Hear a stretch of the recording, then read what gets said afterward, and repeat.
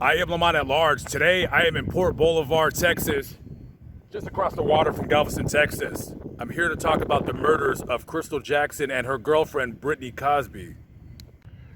Currently, I'm walking down Highway 87 here in Port Boulevard.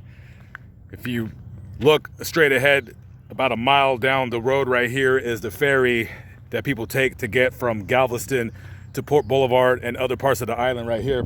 So on March 7th of 2014, a UPS delivery driver was making his delivery to a business right here.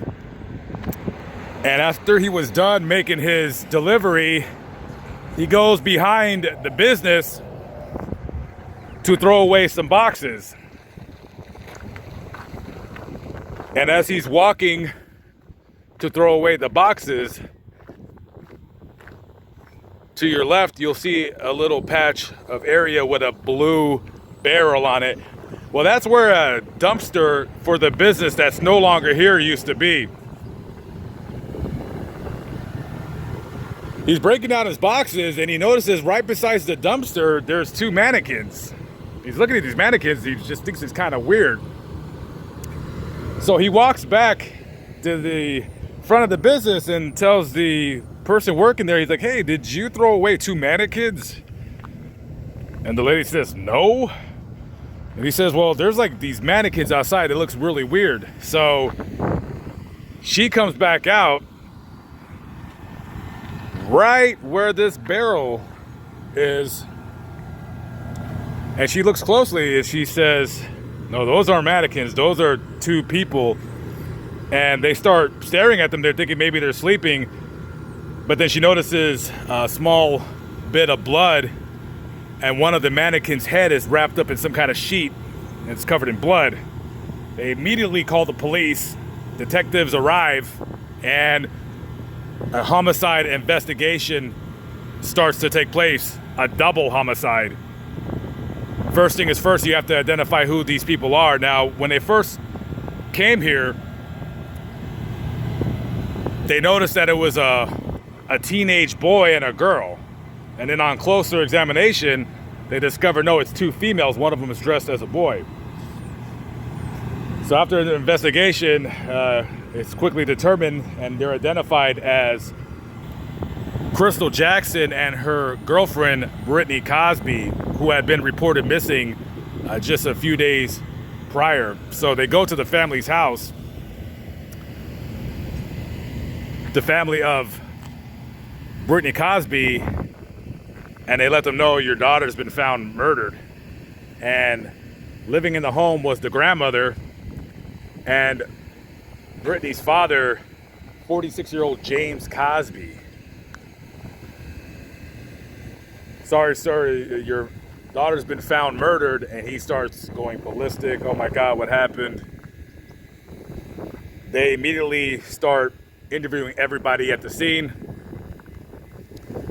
They ask them to come down to the station for further questioning. So they're questioning Britney's dad, and they're just trying to get a timeline of where he was, when was she reported missing.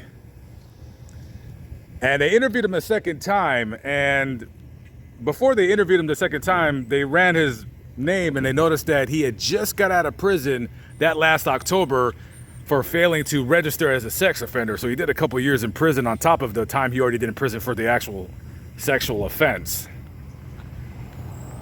Raises a little bit of an eyebrow, but that's the father. That's the father. So he tells them where he's at the time. He's with his girlfriend. They're in Houston. The second time, however, when they interviewed him, his story changed a little bit, and the trained detective ear noticed that and picked up on it. So he leaves the interview again, and he tells his partner, "Hey, this guy just kind of changed the story a little bit," and the other detective says, "Yes, I know." So they interview him again, and this time they got a little bit of evidence going against him.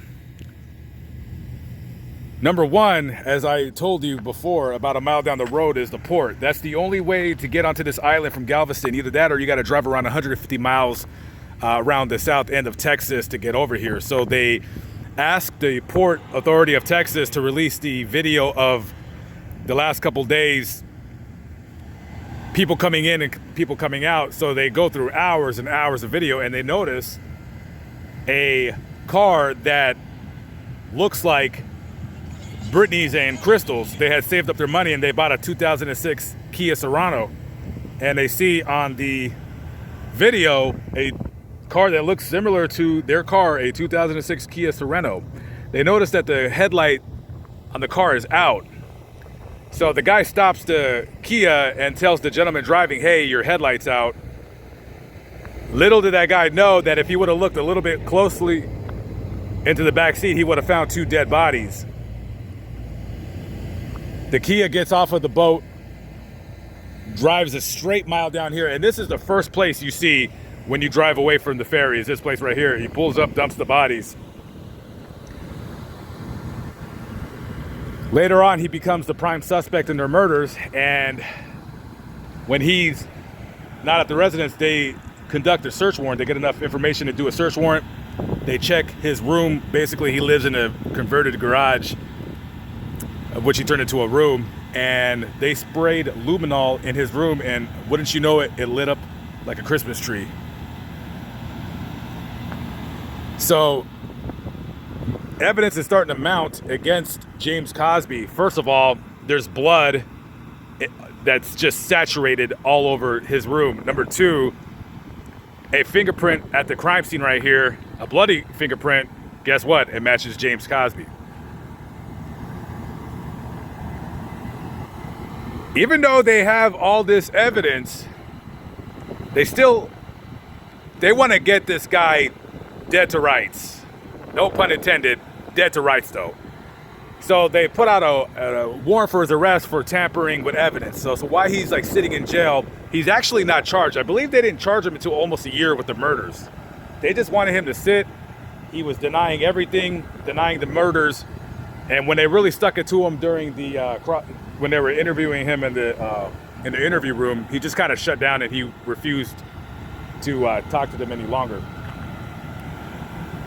Now, this story was showcased on True Crime Daily. Now, True Crime Daily, of course, as you guys are well aware, very popular true crime YouTube channel. However, they left a important aspect of this case that I felt was important enough to bring up in my video, and that is that during the search warrant, when the police were collecting evidence, the over 300 different pieces of evidence in this guy's room, they noticed that a Quran was sitting on his table, and the Quran was turned to a chapter, and one of the detectives starts reading right where the bookmark is. It's open to that page, and it says in the Quran that homosexuality is a sin. And he shows his partner it. Britney's mother, Loranda McDonald, told detectives that James was very, very upset that his daughter was gay and he didn't approve of her lifestyle. Him being in prison for so many years, he had converted to Islam, which is a fact of the case that nobody wants to talk about because some subjects are taboo. But as you guys well aware, you know me, I'm going to talk about it. If it's in the story, I'm going to talk about it. And detectives believed that that was the sole reason why he murdered his daughter, his own daughter. He bludgeoned her to death. The beating was so vicious of his daughter, he broke her neck. He cracked her skull literally in half. I mean, this guy was a big guy. He was 6'5". And police theorize, because to this day, he still has not admitted to the murder, but police theorize that as he killed her, her girlfriend came upon the scene and he shot her once in the head. And sadly, all this while Crystal's 5-year-old daughter was there as well. She was interviewed on that True Crime Daily, and she says she just remembers hearing like a pow. A very disgusting story. As I'm aware, I don't believe either girl has a grave. They did hold different funerals for them. However, there's no online information to see if they're buried or they were just cremated and their ashes either possibly scattered or kept with the family. But yeah, this is where their bodies were left, excuse me. Just a very horrific case. And later on, he was charged with 2 counts of capital murder. However, I don't know why, because this is totally a death penalty case. He ended up just getting sentenced to life in prison, so he'll never be out ever again. Still has not admitted to the murder. Still has admitted why he murdered them. But detectives and the mother theorize that, you know, him being radicalized,